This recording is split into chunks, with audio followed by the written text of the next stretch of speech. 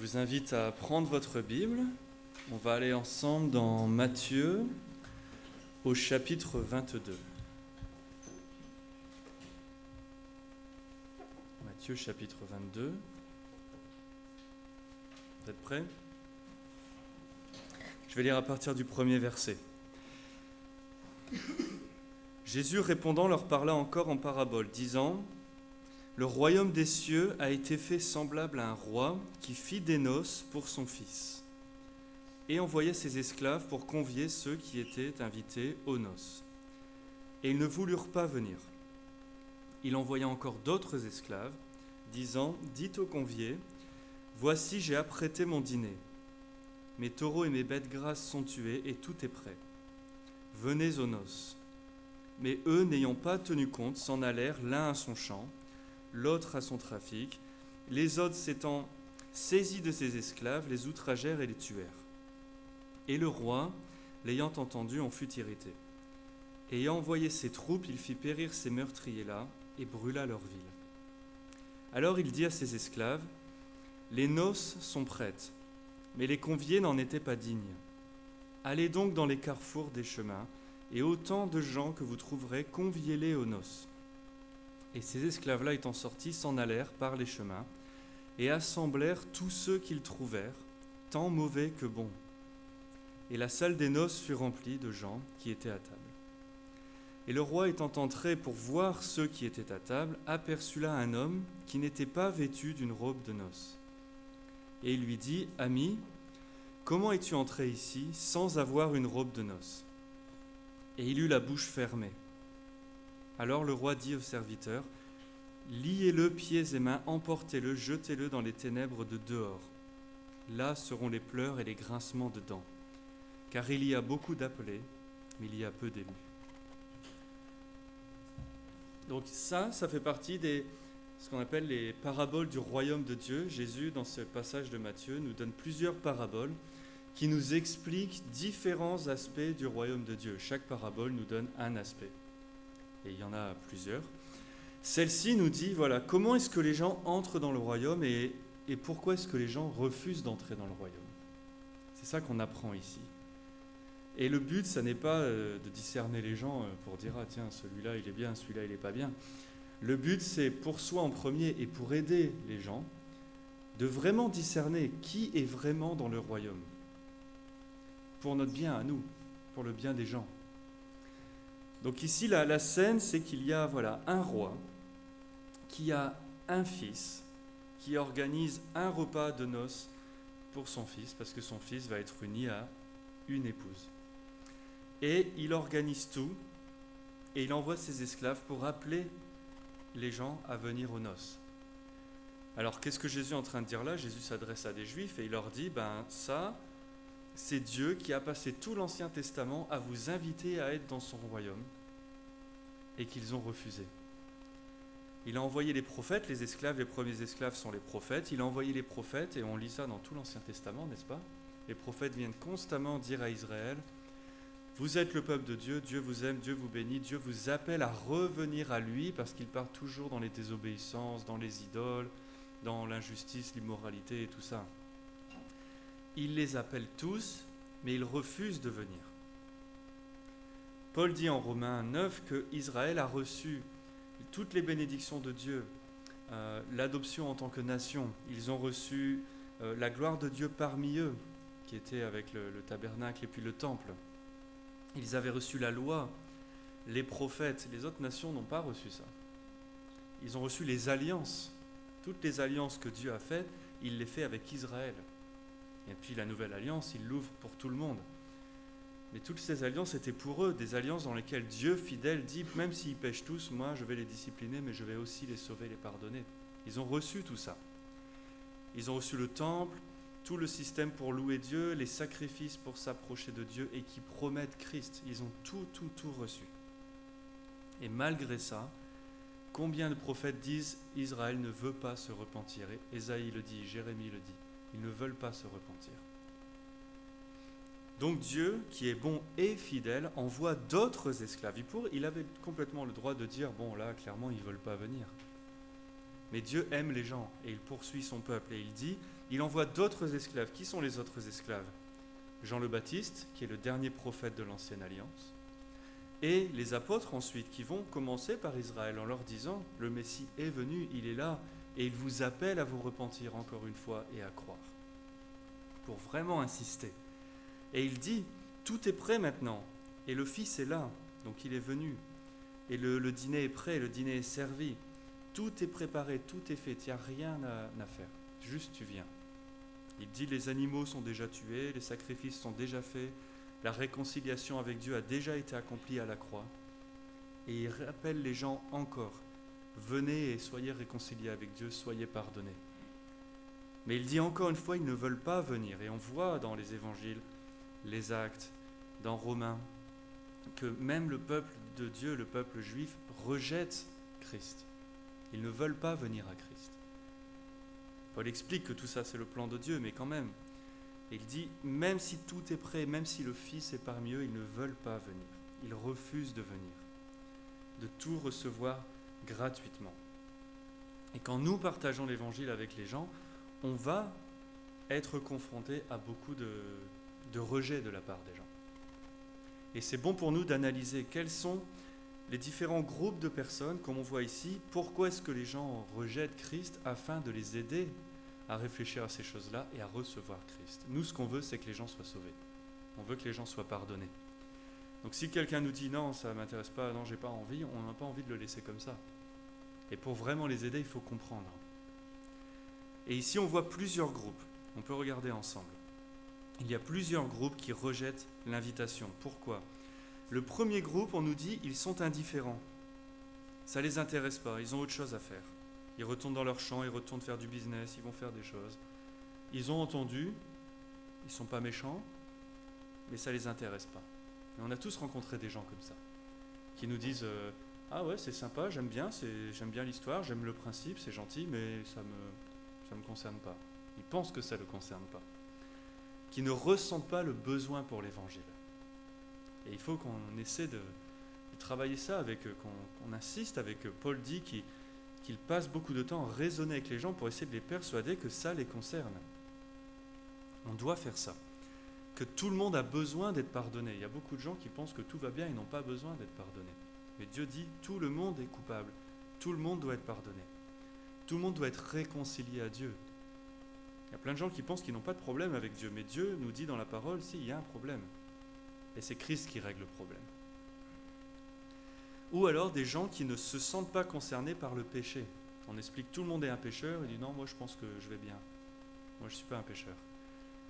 Même si on leur lit les commandements pour leur dire est-ce que ta vie c'est comme ça, ils vont dire non, mais je pense quand même que ma vie elle n'est pas si mal que ça et que s'il y a Dieu, je peux négocier quelque chose. Mais ça ne marche pas comme ça. Jésus nous dit allez voir tous les gens, dites-leur qu'ils sont des pécheurs, que le jugement vient et qu'à moins que tu te repentes et sois en Christ, tu ne peux rien faire. Notez au passage que le tout dernier serviteur, on viendra à lui plus tard, l'invité, pardon. Quand Dieu lui demande des comptes, sa bouche est fermée. Il ne peut rien dire. Et moi, je dis toujours ça aux gens. Ne fais pas le plan de « je négocierai avec Dieu si je le vois », tu ne pourras rien dire. Il n'y a rien à dire quand tu rencontres un Dieu saint et que tu es un pécheur. Donc aussi, il nous dit, ils ignorent l'invitation, ça ne les intéresse pas. Ils ne prêtent pas attention et ils vont faire ce qu'ils ont à faire. Ils ont des choses plus importantes. Le business, c'est plus important. Et c'est important, mais pas plus important que ta relation avec Dieu. Travailler dans ton champ, si tu as un champ, c'est important. Mais d'abord, sois réconcilié avec Dieu et ensuite fais les autres choses. Mais eux, ils ont placé les autres choses d'abord. Il y a plein de gens qui me disent « Ouais, je verrai ça plus tard, là, je vis ma vie, je fais mes études, je fais mon travail, je verrai ça plus tard. » Moi, je leur dis « Mais si malheureusement, il n'y a pas plus tard, qu'est-ce que tu vas faire ? Si tu as l'opportunité aujourd'hui d'être réconcilié avec Dieu, fais-le aujourd'hui. Si tu meurs demain, tu seras content d'être réconcilié avec Dieu aujourd'hui. » Donc ces gens-là ne sont pas dangereux, pas comme le deuxième groupe. Ils ne vont pas faire du mal. Mais dans leur rejet, ils sont quand même en train de confirmer qu'ils sont les ennemis de Dieu, les ennemis de Christ. Parce que Jésus dit, si tu n'es pas avec lui, tu es contre lui. Personne n'est neutre. Dieu ne va pas dire, il y a les gens qui m'aiment, les gens qui me détestent, puis il y a des gens neutres. Il n'y a pas de gens neutres. Tu es avec Christ, tu es justifié, tu n'es pas avec Christ, tu es condamné. Et donc il faut que nous essayions de leur faire comprendre ça. Une personne qui ignore l'invitation est en train de dire je m'oppose à Dieu en faisant ça. Je ne reconnais pas que c'est vrai ce qu'il me dit, que c'est important, que je dois répondre. Jean 3,18, celui qui ne croit pas, qui ne répond pas, confirme sa condamnation. Et on n'est pas OK avec ça. La bonne nouvelle, elle est là, elle est que si tu rejettes ça, si tu ignores l'invitation et que tu dis par exemple que tu ne pêches pas, que tu n'as pas besoin d'être pardonné, tu dis que Dieu est menteur et ça c'est pas bon. Tu confirmes que tu as l'orgueil du pécheur en toi. Mais la bonne nouvelle, c'est que tous ceux qui le confessent et qui répondent à cette invitation, ceux-là sont pardonnés, invités, assis à la table, ils ont le repas, ils ont tout. Et c'est offert, tout est offert. Il n'y a rien dans ce texte qui dit qu'il faut qu'ils payent quelque chose. Dieu a tout payé. Mais qu'on prévienne les gens, si tu négliges, rejettes cette grâce-là, il y a des conséquences et les conséquences sont éternelles. Moi je dis à tout le monde a une vie éternelle. Maintenant, elle peut être incroyable ou elle peut être horrible. Et ça dépend de ta réponse au moment où on te propose l'invitation de Christ. Parce que parfois, Dieu, dans sa grâce, va réinviter plusieurs fois les gens. Mais parfois pas, et ça, on ne sait pas. Et il faut qu'on leur dise ça aussi. Il n'y aura peut-être pas une autre opportunité. Il faut que tu saches ça. Donc ça, c'est notre premier groupe qui ignore l'invitation, qui ignore complètement pourquoi Jésus est venu la première fois, et on doit leur dire, quand Jésus reviendra, quand il vient la deuxième fois, il vient pour juger. Quand il vient la deuxième fois, tu ne peux pas l'ignorer cette fois-ci. Tu ne peux pas l'éviter. Tu peux ignorer son invitation malheureusement, mais tu ne pourras pas ignorer son jugement. Et on doit dire ça aux gens. Le jugement de Christ, tout le monde va passer devant. Personne ne pourra dire non, j'ai des choses à faire, ça ne me concerne pas. Non, ils vont tous passer devant. Le second groupe est différent. Le second groupe sont ceux qui répondent avec violence et qui s'attaquent aux esclaves de Dieu et qui les tuent.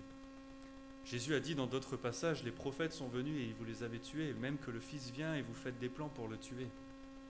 Parce qu'ils sont vraiment offensés par l'Évangile, offensés par l'invitation de Dieu. Alors ça paraît bizarre comme ça, on se dit pourquoi on serait offensé par une invitation incroyable et nous on a répondu, on est content. C'est une offense dans le sens où ils sont, le terme dans le texte c'est vraiment scandalisé. Parce que dans l'orgueil du pécheur, on fait des choses, on estime que ces choses sont bonnes et que s'il y a Dieu, il va le reconnaître comme nous, il va être d'accord avec nous. Et il va nous dire, c'est vrai que c'est génial ce que tu as fait, j'aime bien, du coup, viens dans mon royaume, tu ne seras pas puni. Tous les pécheurs veulent ça. Pourquoi il y a des centaines de religions dans le monde ? Parce que tous les pécheurs ont dans leur conscience, il y a Dieu, et leur orgueil de pécheur qui fait, alors je vais faire des œuvres, et Dieu devra les recevoir, parce que moi j'estime qu'elles sont bonnes. Donc si on leur dit non, toutes tes œuvres sont mauvaises, tu ne peux rien faire, tu es mort dans ton péché. Il faut que tu reçoives le don de Dieu, que c'est seulement les œuvres de Christ qui sauvent. Là, on a touché l'orgueil du pécheur. Parce qu'on dit à une personne, à nous tous, même si tu penses que tu as fait quelque chose d'incroyable, en fait c'est nul, et il faut que tu le reconnaisses et que tu viennes les mains vides, humblement, en reconnaissant c'est uniquement Christ. Et c'est pour ça qu'ils se sont tous offensés. Parce que Paul explique que les Juifs ont pris la loi de Dieu et au lieu de le prendre comme une indication de tu ne peux pas vivre par ces standards-là et tu dois placer ta foi en Dieu qui viendra le faire. Ils ont pris la loi et le prennent encore aujourd'hui en disant donc il faut qu'on fasse ça et on peut faire ça. Et parce qu'on est persuadé qu'on obéit la loi, en tout cas extérieurement, alors Dieu doit nous recevoir à cause de nos œuvres. Ils n'ont pas besoin que quelqu'un vienne vivre pour eux et mourir pour eux. Donc si on leur dit ça, ils sont très offensés en eux-mêmes. Parce qu'on vient de leur dire, tout ce que tu penses, c'est pas bon, c'est pas vrai, Dieu ne peut pas le recevoir, tu dois t'humilier en Christ. Et ça, c'est difficile. On a besoin de Dieu pour ça. Donc ils sont offensés par le fait que ça soit gratuit, par le fait qu'il n'y ait pas d'œuvre à fournir, par le fait qu'ils ne vont pas être félicités, mais qu'ils vont rendre toute la gloire à Christ. C'est ça le problème. Et la croix aussi, Paul nous dit, est un scandale pour les Juifs. Parce qu'on leur dit, le Sauveur qui vient pour toi, ce n'est pas tout de suite le roi victorieux qui met son royaume sur la terre, ça c'est la seconde venue. C'est le roi qui est venu comme un serviteur, comme un esclave très humble, qui n'a rien de spécial sur lui pour qu'on le remarque, et qui est mort de la pire manière, humilié de la pire manière en public à cause de ton péché. Et que c'est en lui que tu dois croire. Et Paul dit ça, c'est scandaleux pour les Juifs parce que juste la pensée de ça, c'est pas possible. Et pour les Grecs, les non-Juifs, c'est ridicule, c'est stupide. Et ça demande la foi de recevoir ça. Ces gens-là qui n'ont pas la foi ne peuvent pas le recevoir et ils sont scandalisés et ils sont en colère et ils s'attaquent aux prophètes.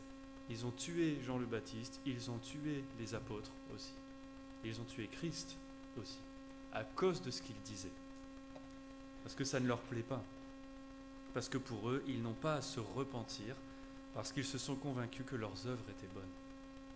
Et c'est pas que, il y a beaucoup de gens religieux aujourd'hui, dans toute religion, qui sont convaincus, ce que je fais a de la valeur, c'est bon, Dieu doit le recevoir. Et quand on leur dit non, Dieu reçoit Christ, et ceux qui sont en Christ, qui n'ont pas d'œuvre eux-mêmes, qui n'ont pas de droiture à eux-mêmes, ils se reposent sur Christ.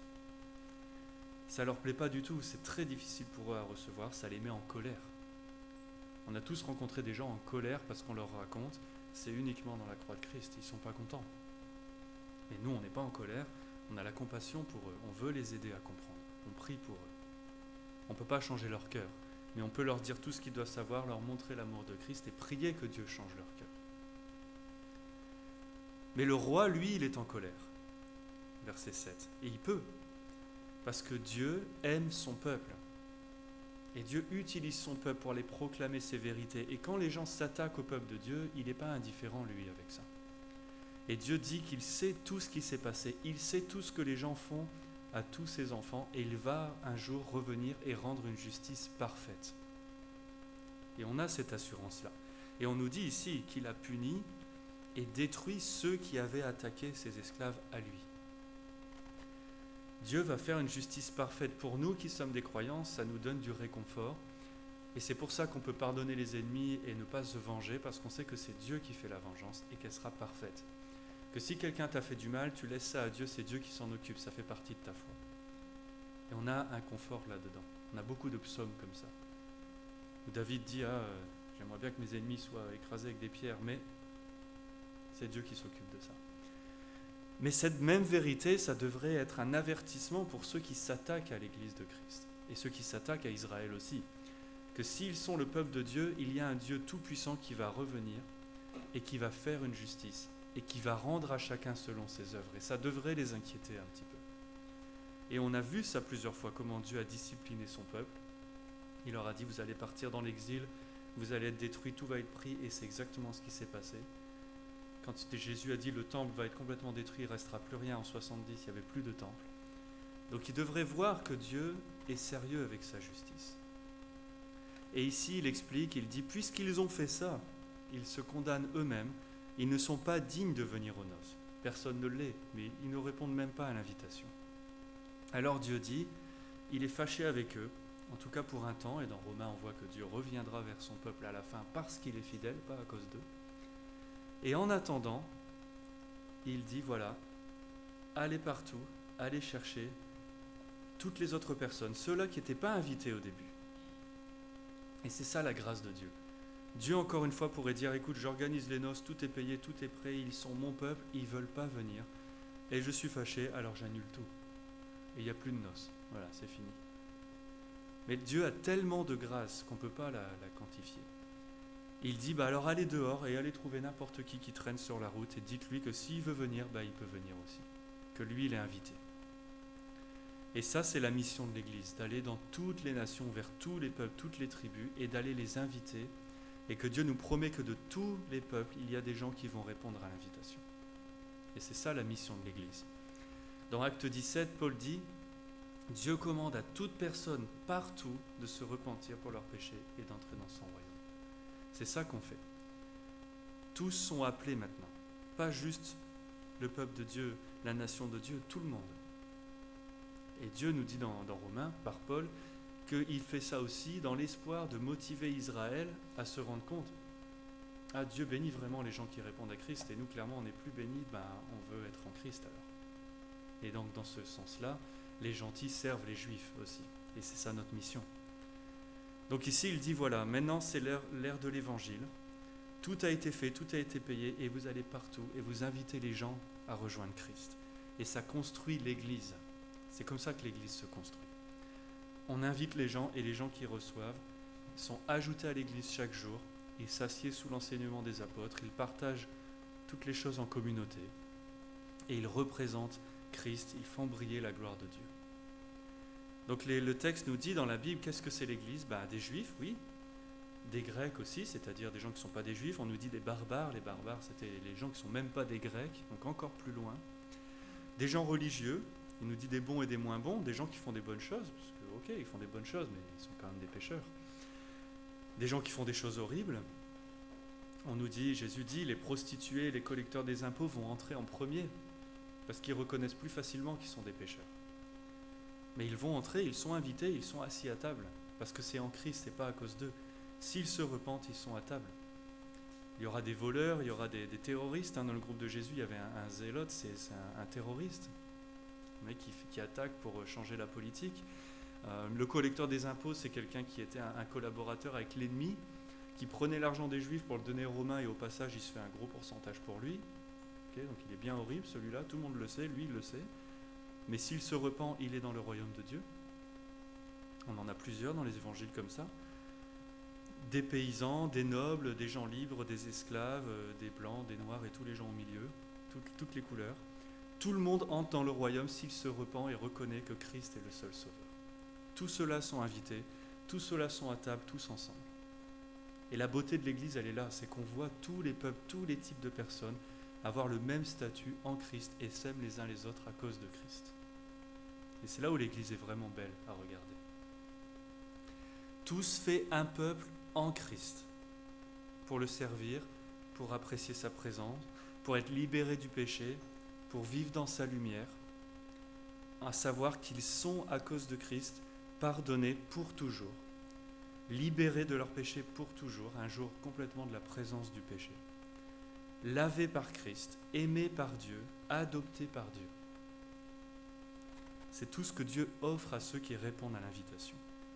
Donc on vit vraiment une époque incroyable, parce qu'on vit une époque dans laquelle on doit et on veut aller vers toute personne et leur expliquer ces choses-là.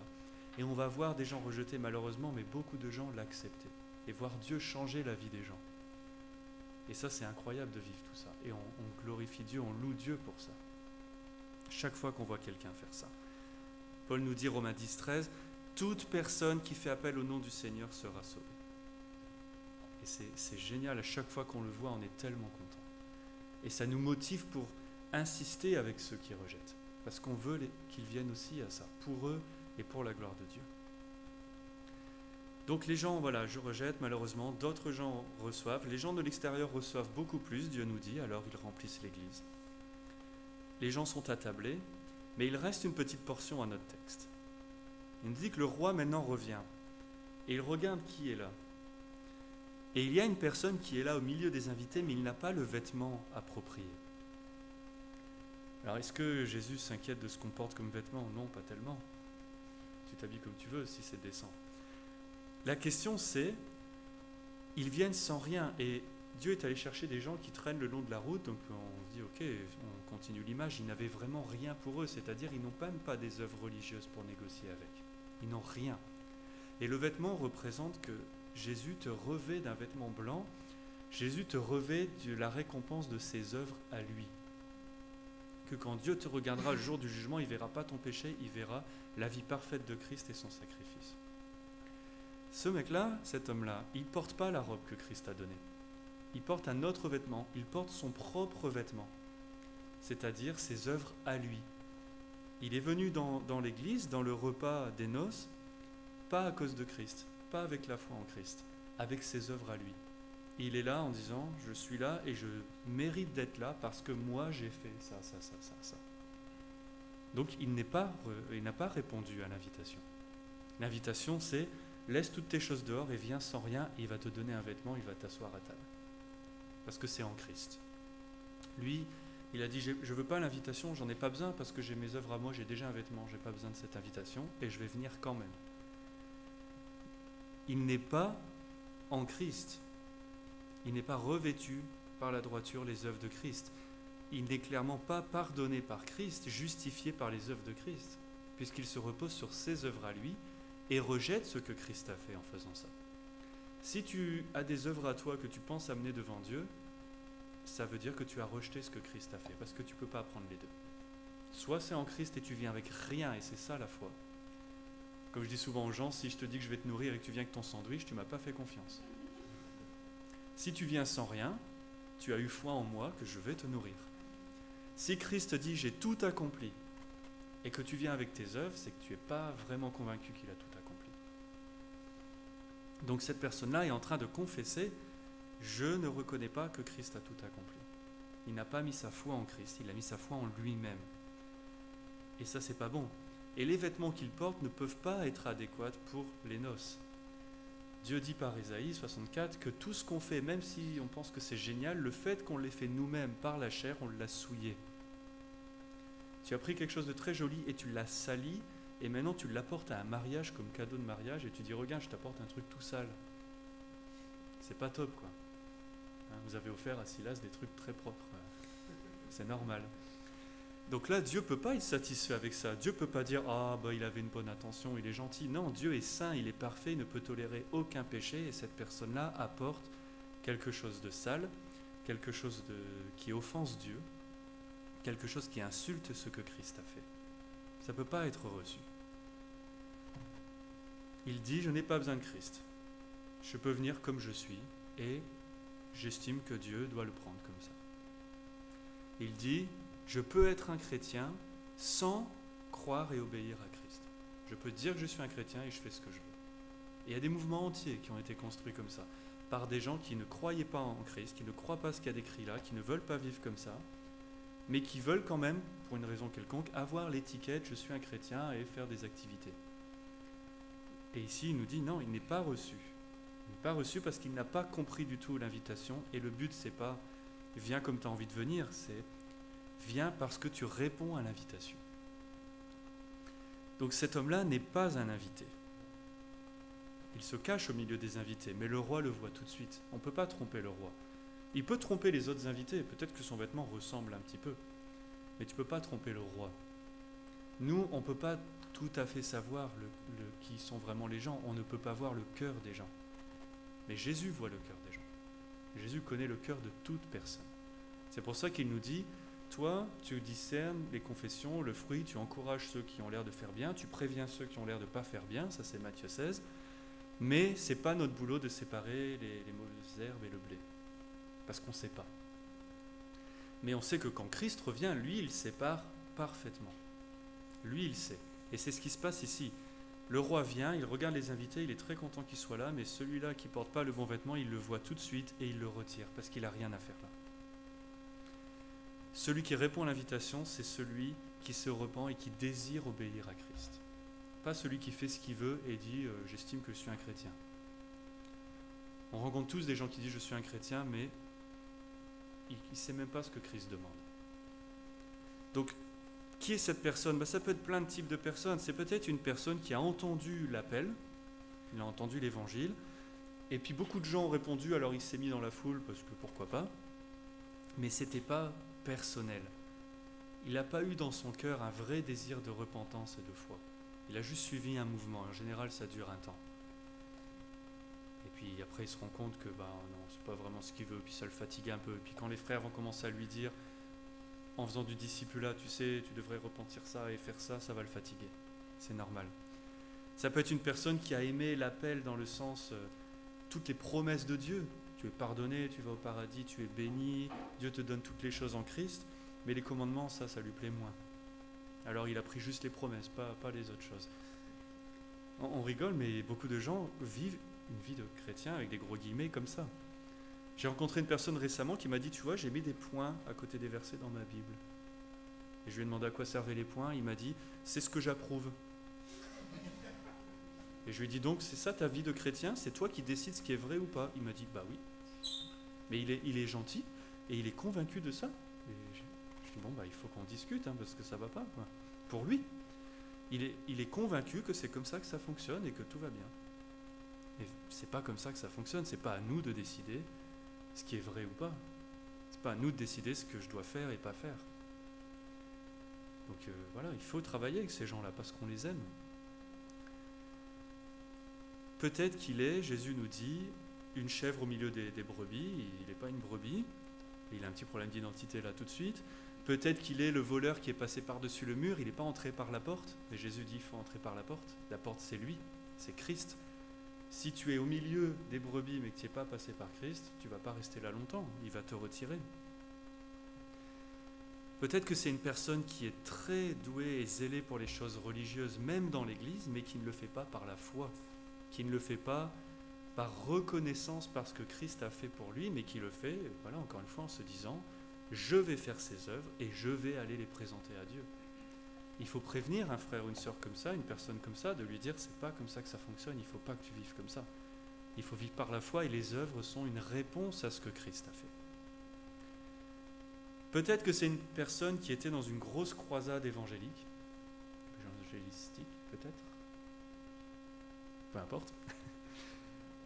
Ouais, voilà, j'ai des problèmes de grammaire, mais tu as compris, ça va. Il était dans la grosse croisade et il y avait la musique, il y avait les témoignages et c'était incroyable. Alors il a eu une réponse émotionnelle et il a prié avec quelqu'un, il a répété la prière, oui, je me repens de ça, je vais être avec Christ. Et puis le soir, il est rentré chez lui et dès le lendemain, il est retourné dans sa vie normale. Et en fait, il n'y avait pas eu une vraie repentance, il n'y a pas eu un changement dans sa vie, il est la même personne après. Mais comme il a vécu cette expérience et qu'on lui a dit un peu trop vite, super, t'es un chrétien, bienvenue, et on ne check pas avec lui après, on ne sait pas où il est parti, on ne sait pas ce qu'il fait, il n'a pas été fait un disciple, il a été trompé malheureusement. On lui a dit tu es dedans et c'était pas vrai.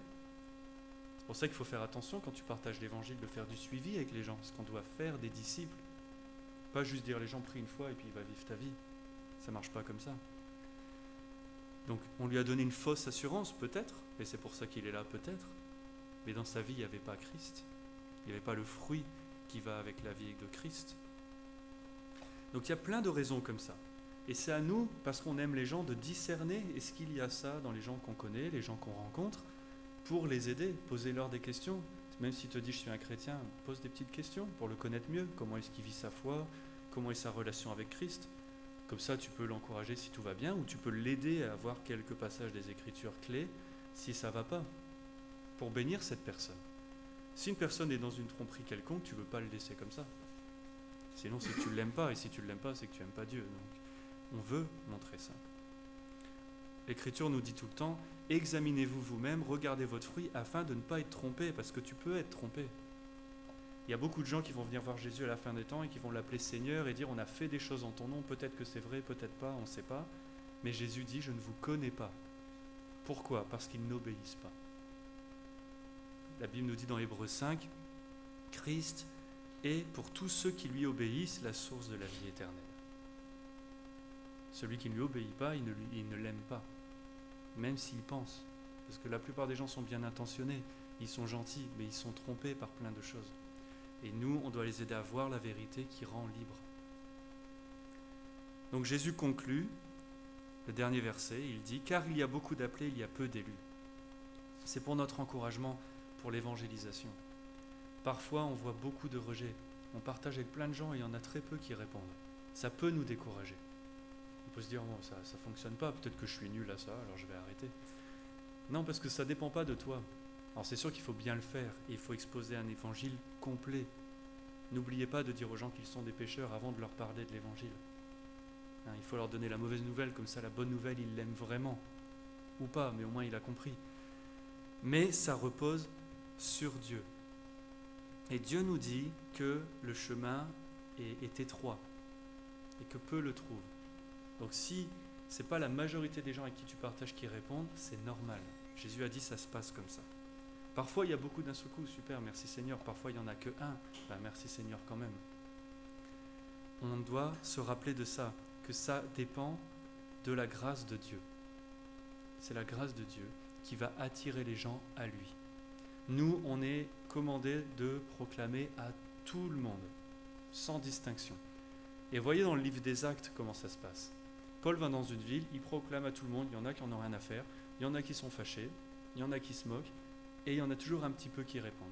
Eh bien, Paul reçoit cela, il remercie Dieu, il fait des disciples avec cela. Et puis il va ailleurs et il recommence. Jésus a dit, si les gens rejettent de trop, écoute, va faire un tour, va ailleurs.